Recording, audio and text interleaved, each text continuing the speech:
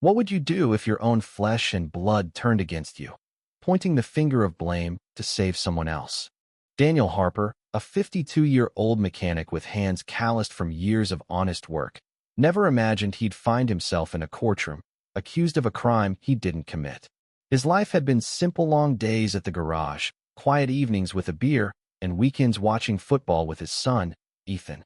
They weren't just father and son, they were friends, or so Daniel thought. Ethan, now 28, had married Lila 2 years ago, a woman with a sharp smile and a knack for getting what she wanted. Daniel liked her well enough, though something about her always felt off. It started at the mall. Daniel had agreed to meet Ethan and Lila for lunch, a rare day off.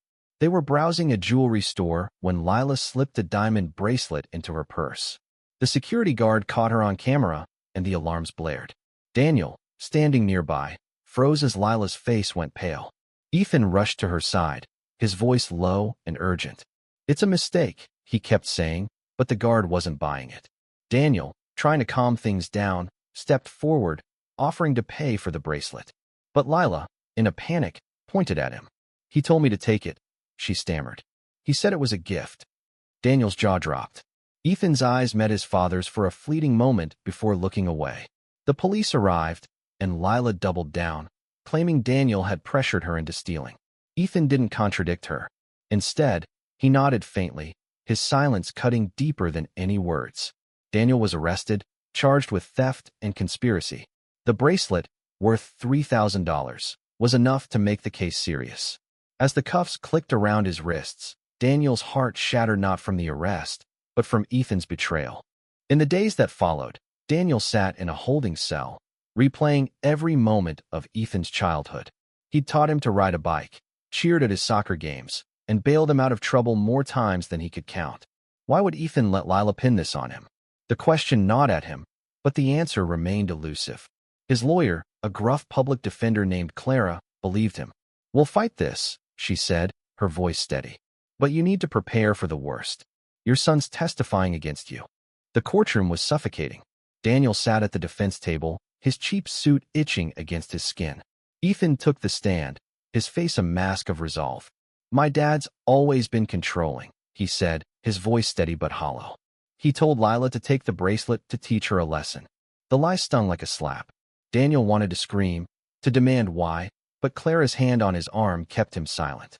The prosecution painted him as a manipulative father, twisting his love for Ethan into something sinister. Then came the twist. During cross-examination, Clara called a surprise witness, Mia, the jewelry store clerk. She was young, nervous, but her testimony was a bombshell. "I overheard the wife Lila talking to Ethan outside the store," Mia said, her voice trembling. She said, "If we blame your dad, we're in the clear." Ethan didn't argue. The courtroom buzzed. Daniel's heart raced as he looked at Ethan, whose face had gone ashen. Mia's words shifted the narrative, exposing Lila's manipulation and Ethan's complicity. But why had Ethan gone along with it? As the trial unfolded, Clara dug deeper. She uncovered text messages between Ethan and Lila, revealing Lila's mounting debts and her fear of jail. Ethan, desperate to protect her, had agreed to her plan, believing Daniel's clean record would earn him leniency. It was a gut punch. Ethan hadn't hated him. He'd been weak, caught in Lila's web. Daniel's anger softened into pity, then resolve. He loved his son, flaws and all, but he couldn't let this destroy him.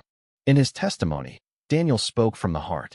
"I've spent my life protecting Ethan," he said, his voice breaking. "I'd take a bullet for him. But I didn't steal anything, and I won't let a lie take away the truth." His words hung in the air, heavy with love and pain.